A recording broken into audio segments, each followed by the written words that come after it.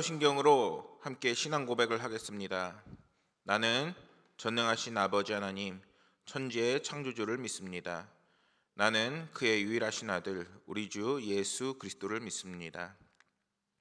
그는 성령으로 잉태되어 동정녀 마리에게서 나시고 본디오 빌라도에게 고난을 받아 십자가에 못 박혀 죽으시고 장사된 지 사흘 만에 죽은 자 가운데서 다시 살아나셨으며 하늘에 오르시어 전능하신 아버지 하나님 우편에 앉아 계시다가 거기로부터 살아있는 자와 죽은 자를 심판하러 오십니다.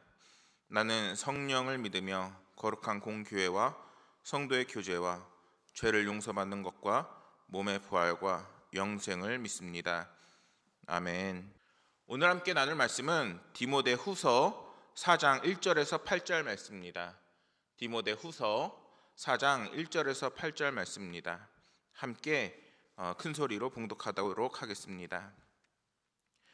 하나님 앞과 살아있는 자와 죽은 자를 심판하실 그리스도 예수 앞에서 그가 나타나실 것과 그의 나라를 두고 엄히 명하노니 너는 말씀을 전파하라. 때를 얻든지 못 얻든지 항상 힘쓰라. 범사의 오래 참음과 가르침으로 경책하며 경배하며 권하라. 때가 이르리니 사람이 바른 교훈을 받지 아니하며 귀가 가려워서 자기의 사욕을 따를 스승을 많이 두고 또 그 귀를 진리에서 돌이켜 허탄한 이야기를 따르리라. 그러나 너는 모든 일에 신중하여 고난을 받으며 전도자의 일을 하며 내 직무를 다하라.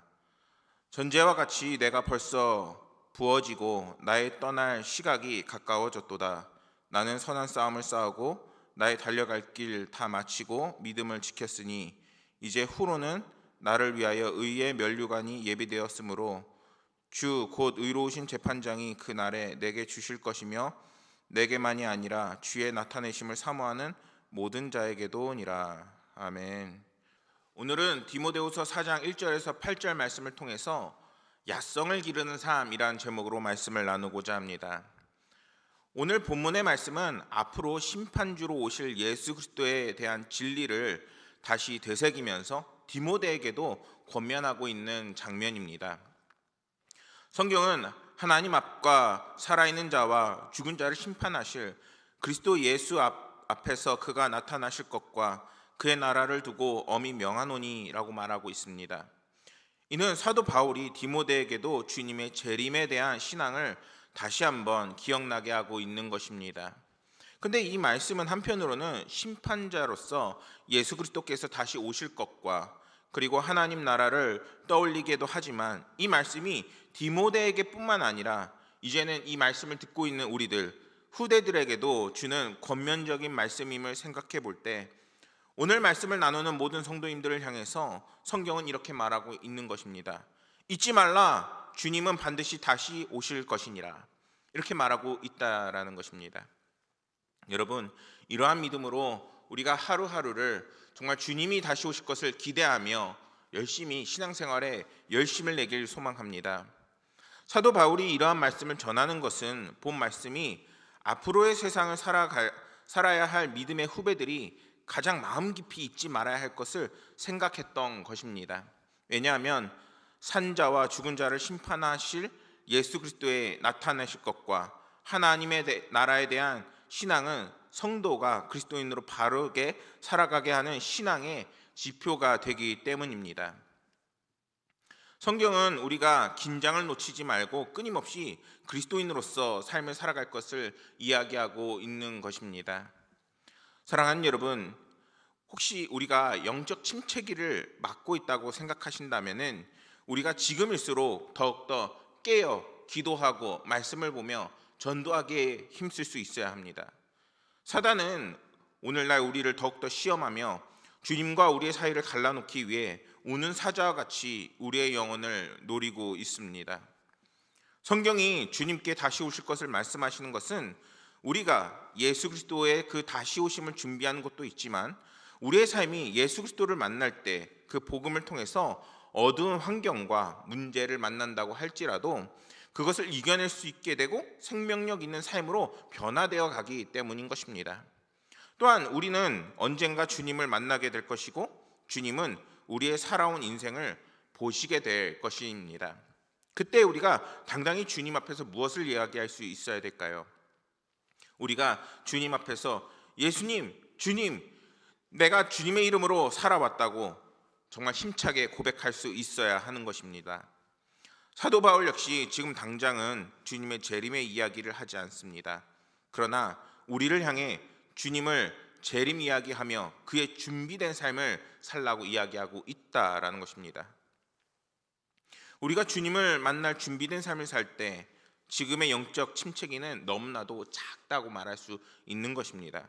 그리고 그것을 이겨내고 오늘날에도 주님이 주신 은혜로 채워주시며 승리할 수 있도록 주님께서는 오늘도 우리와 함께 하시며 성령을 채워 넣어 주십니다. 그렇게 우리는 조금 더 말씀을 보고 조금 더 말씀을 따라 살고 조금 더 예배드리고 끊임없이 정말 신앙생활에 힘을 내고 야성을 기르는 삶을 살 수 있어야 되는 것입니다. 이러한 글이 있습니다. 시골 마을에 지혜롭기로 소문난 어떤 스승이 있었는데 어느 날 한 제자가 이렇게 질문을 합니다. 습관이란 무엇입니까? 그러자 스승은 제자를 데리고 동산에 올라가서 4종류의 식물을 보여주었습니다. 첫째는 막 돋아난 어린 풀이었고, 둘째는 뿌리를 조금 내려 자란 풀이었습니다. 셋째는 키가 작은 어린 나무였고, 넷째는 다 자라 키가 큰 나무였습니다. 그리고는 첫째와 둘째 풀을 뽑아보라고 제자들에게 지시를 합니다. 모두가 힘들이지 않고 손쉽게 2가지 풀을 힘차게 뽑게 됩니다. 이어서 스승은 제자들에게 3번째 키 작은 어린 나무를 다치지 않게 뽑은 다음 다시 심어주라고 이야기를 합니다. 제자들은 약간의 힘을 준 뒤에 그 나무를 뽑을 수가 있었습니다. 마지막으로 4번째 나무도 뽑아보라고 했지만 이번에는 제자들이 다 같이 힘을 모아서 뽑으려 해도 나무는 뽑히지가 않았습니다. 아무리 힘을 주어도 뽑히지 않는 나무를 보며 스승은 이렇게 말합니다. 그것이 습관의 모습이다. 습관이란 처음에는 마음에 따라 조절할 수 있다. 그러나 뿌리를 깊이 내리고 자라면 마음대로 되지 않는 것이다. 나쁜 습관은 아예 처음부터 뿌리 뽑고 좋은 습관은 큰 나무로 자랄 수 있도록 키워라. 성도는 올바른 영적 습관을 가질 수 있어야 한다는 것입니다. 아직 우리가 2025년도 시작하는 단계에 있습니다. 어떤 목표를 세우고 어떤 소망을 가지고 계신가요? 우리가 그것을 위해서 올바른 영적인 습관 그리고 신앙적인 열심을 가질 수 있어야 됩니다. 그리고 주님이 함께 하십니다 라는 고백으로 믿음과 복음을 가지고 야성을 가진 삶을 살 수 있기를 소망합니다. 그럴 때 험한 파도 속에서도 주님으로 인해 평안과 영광을 맛볼 수 있게 되는 것입니다. 주님이 이끄는 삶, 반드시 영광을 보게 되는 것을 믿으시길 소망하며 이러한 삶이 저와 여러분들이 되시기를 소망합니다. 사도 바울은 예수님의 재림을 기억나게 하면서 강한 권명과 2절 말씀에서 너는 말씀을 전파하라 라고 말씀합니다. 그리고 그것을 때를 얻든지 아니면 못 얻든지 항상 힘쓰고 그리고 말하며 복음 전파를 매우 강력하게 이야기하고 있습니다. 이 말은 재림의 신앙을 강조하면서 복음의 진리를 거부하는 세상 속에서 성도가 반드시 해야 할 것이 있는데 그것이 바로 전도라는 것입니다. 전도는 모든 그리스도인들에게 사명이 되어지는 것입니다. 누가 어떤 사람이 나는 전도에 특화되어 있어 아니면은 저 사람은 전도를 할 수 있는 능력이 있지 이러면서 누구는 하고 누구는 하지 않는 그런 것이 아닙니다. 우리는 전도에 대해서 오해해서는 안 됩니다.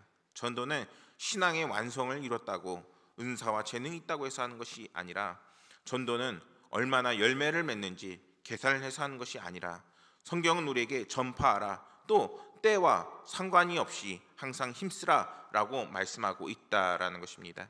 이 말은 전도는 주를 믿는 성도들에게 있어서 인생의 가장 밑바탕이 되는 기본 중에 하나라는 것입니다. 로마서 10장 14절에 이런 말씀이 있습니다. 그런즉 그들이 믿지 아니하는 일을 어찌 부르리요 듣지도 못하는 일을 어찌 믿으리요 전파하는 자가 어찌 없이 들으리요. 이렇게 성경은 말씀하고 있습니다. 주님은 누구든지 주의 이름을 부르는 자는 구원을 받으리라 라고 말씀하고 있는데, 그것은 복음을 전하는 자가 있을 때 가능하다라는 것입니다. 하나님은 우리가 세상에서 당당히 복음을 증거하기를 원하십니다. 그것이 그리스도인의 의무이고 사명이지만, 더 분명한 것은 우리가 복음을 전할 때 한 영혼이 구원을 받을 수 있고 우리 역시 복을 받는, 그것이 축복의 통로가 되어진다라는 것입니다. 그러니 여러분, 항상 더욱더 복음을 가까이 하시고 복음을 묵상하시고 전하시면서 여러분의 삶이 축복의 통로가 되시기를 소망합니다. 성경은 3절과 4절에서 이렇게 말씀합니다. 때가 이르리니 사람이 바른 교훈을 받지 아니하며 귀가 가려워서 자기의 사욕을 따를 스승을 많이 두고 또 그 귀를 진리에서 돌이켜 허탄한 이야기를 따르리라. 3절과 4절은 어두운 분위기 속에서 정말 그 현실을 이야기하고 있는 것입니다. 그리스도인들은 세상의 진리를 거부하는 사람들과 함께 살아가기에 어려움과 역경, 핍박이 생생한 현실로 다가오게 되어 있습니다. 그런데 이러한 삶의 상황 속에서 성경은 우리에게 이렇게 말씀합니다. 5절 말씀입니다. 그러나 너는 모든 일에 신중하고 고난을 받으며 전도자의 일을 하며 내 직무를 다하라. 말씀은 지금 보면은 그러나라고 이야기하고 있습니다. 이것은 이제는 전환되어지고 있는 상황을 이야기하고 있는 것입니다. 너는 모든 일에 신중하고 고난을 받으며 전도자의 일을 하며 내 직무를 다하라. 이것은 접속사 그러나가 아니라 어두운 현실 속에서도 성도가 가져야 할 결단을 이야기하고 있는 강한 권면의 시작입니다. 성경은 오늘 본문 5절 말씀 그러나라는 한 단어를 통해서 우리가 이 세상과 다른 삶을 살 수 있어야 한다라는 것을 이야기하고 있다라는 것입니다. 그러나를 중심으로 아픈 현실의 삶을 가리키는 말씀이고, 뒤의 말씀은 우리가 앞으로 성도로서, 그리스도인으로서, 하나님의 자녀로서 어떻게 살아야 하는지를 말씀하고 있다라는 것입니다. 우리는 진리를 거부하게 만드는 세상의 유혹 속에서 그러나 주님을 믿으며 따르며 살아가고 있는 것입니다. 고백할 수 있어야 하고, 세상은 복음을 거부하지만 그러나 우리는 복음을 증거하겠다라는 고백을 하며 신앙의 열심과 열정을 불태울 수 있어야 하는 것입니다. 성도 여러분, 우리가 이렇게 불굴의 신앙을 가질 때 주님은 우리를 더욱더 축복하시게 되어 있습니다. 이제 설날을 보내고 명절을 보내고 이제 본격적인 2025년도의 모든 일과가 시작이 될 것입니다. 그때 우리는 어떻게 시작을 해야 될까요? 또 한 해가 시작이 됐어. 이제는 올해는 어떻게 살지? 고민과 걱정이 돼야 될까요? 아니죠. 오히려 그 속에서 하나님은 나와 함께하게 계셔. 나는 복음의 증거자로 살아갈 거야. 그리고 복음의 증거를 통해서 축복의 통로가 될 거야. 하나님께서 나를 통해서 2025년도를 여실 거야 라는 놀라운 은혜의 고백을, 믿음을 가질 수 있어야 하는 것입니다. 이렇게 우리는 불굴의 신앙을 가지고 복음을 전하는 그리스도인이 될 수 있어야 하는 것입니다. 말씀을 준비하면서 이러한 글을 보게 되었습니다. 한 목사님이 어릴 적 경험한 일인데, 소나기가 세차게 내리는데 갑자기 마당으로 무언가 툭 하고 떨어지게 되었다라는 것입니다. 그것은 꿈틀거리는 미꾸라지였습니다. 어떻게 된 것일까요? 그 미꾸라지는 하늘에서 떨어진 것이 아닙니다. 시냇물에 있던 미꾸라지가 도랑을 거슬러 오고 손에 파인 물을 거슬러 올라와서 이제 추녀 끝에 떨어지는 물살을 치고 오르다가 마당으로 튕겨 나갔다. 그렇게 된 것입니다. 거센 물결을 거슬러 오르는 물고기, 여러분들, 이것이야말로 생명의 신비인 것입니다. 죽은 물고기는 물에 떠내려가지만 살아있는 물고기는 흐르는 물을 거슬러 올라가게 되어 있습니다. 우리가 이 세상에 믿음으로 산다는 것은 무엇입니까? 그것은 거센 도전에 맞서 거슬러 오르는 것과도 같은 것입니다. 아놀드 J. 토인비는 언제나 도전에 응전해 나간 소수의 창조적인 사람들에 의해 역사가 진보한다라고 보았습니다. 환난과 박해에 맞서 이겨낸 믿음의 선조들에 잇대어 오늘의 교회가 있게 되는 것입니다. 성경은 우리에게 이렇게 말씀합니다. 우리는 뒤로 물러나서 멸망한 사람들이 아니라 믿음을 가져 생명을 얻을 사람들이라는 것입니다.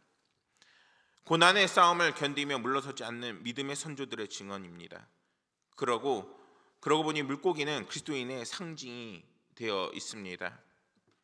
우리는 이러한 것을 생각하면서 오늘의 말씀 8절을 보기를 바랍니다.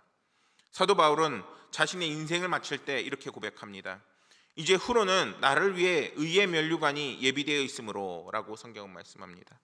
이 말은 하나님께서 주시는 상급이 반드시 우리에게, 그리고 모두에게, 정말 믿음의 신앙을 가지고 나아가는 모든 성도들에게 있다라는 것입니다. 또 그 상급이 바울에게 뿐만 아니라 주 곧 의로우신 재판장이 그날에 내게 주실 것이며, 내게만이 아니라 주의 나타내심을 사모하는 모든 자에게도 반드시 주실 것이라고 말씀하고 있습니다. 성경은 예수 그리스도에 대한 믿음을 지키는 자 누구에게든지 하나님의 의의 면류관을 주신다라고 말씀하고 있습니다. 이와 동일한 표현이 성경에는 여러 군데 나오는데, 야고보서 1장 12절 말씀은 이렇게 말씀합니다. 시험을 참는 자는 복이 있나니 이는 시련을 견디어낸 자가 주께서 자기를 사랑하는 자들에게 약속하신 생명의 면류관을 얻을 것이기 때문이라. 또한 베드로전서 5장에도 이러한 말씀이 있습니다. 그러면 목자장이 나타나실 때에 시들지 아니하는 영광의 관을 얻으리라. 현실 속에서는 이 영적 진리가 무시되고 왜곡되는 경향이 있지만, 세상 사람들은 진리를 따라 사는 우리들에게 그것이 무슨 유익이 있냐라고 묻지만, 믿는 성도에게 복음으로 인한 고난을 받게 될 경우 신랄하게 조롱하는 상황을 우리가 맞이할 수도 있지만, 심지어 함께하는 성도들 중에서도 이러한 정말 허탄한 생각을 하는 사람들도 있지만, 주님은 분명하게 약속하십니다.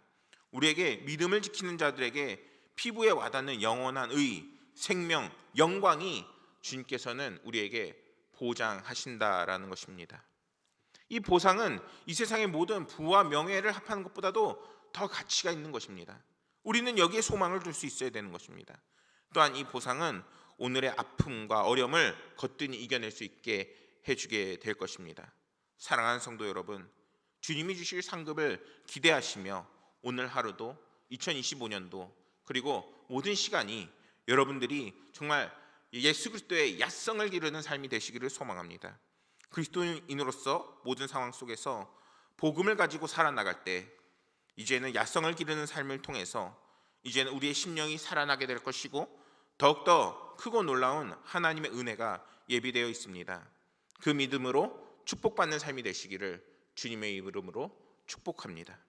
기도하겠습니다. 하나님 아버지, 오늘 말씀을 통해서 야성을 기르는 삶이라는 제목으로 말씀을 나누었습니다. 아버지 하나님께서 축복하셔서 정말 야성을 기르며 2025년도를 나아가는 모든 성도들에게 아버지 하나님께서 축복하시고, 아버지 하나님께서 그 길을 인도하셔서 더욱더 주님의 손으로 붙잡아 주시고 그 가정을 축복하시고, 하나님의 은혜가 그 삶과 가정과 그리고 기도하는 것들 모든 것 위에 가득 넘치게 하여 주옵소서. 이제는 더욱더 믿음이 강건하게 하여 주시고, 그리고 성령 충만하게 하셔서 2025년도가 그리고 모든 명절의 시간이 아버지 하나님의 은혜로 가득 차게 하여 주옵소서. 이제는 창조자이시며 우리 하늘 아버지이신 하나님의 사랑과 생명이요 평화의 길이 되시는 예수 그리스도의 은혜와 우리를 새 길로 새롭게 동행하시는 성령님의 인도하시고 내주하시며 역사하시는 그 은혜가 오직 주님만을 의지하고 성숙해 나가는 제자된 삶을 살며 약성을 기르는 삶을 사는 당신의 백성과 머리와 가정과 생업과 기업 위에 하나님의 은혜가 가득 넘치기를 간절히 축원하옵나이다. 아멘.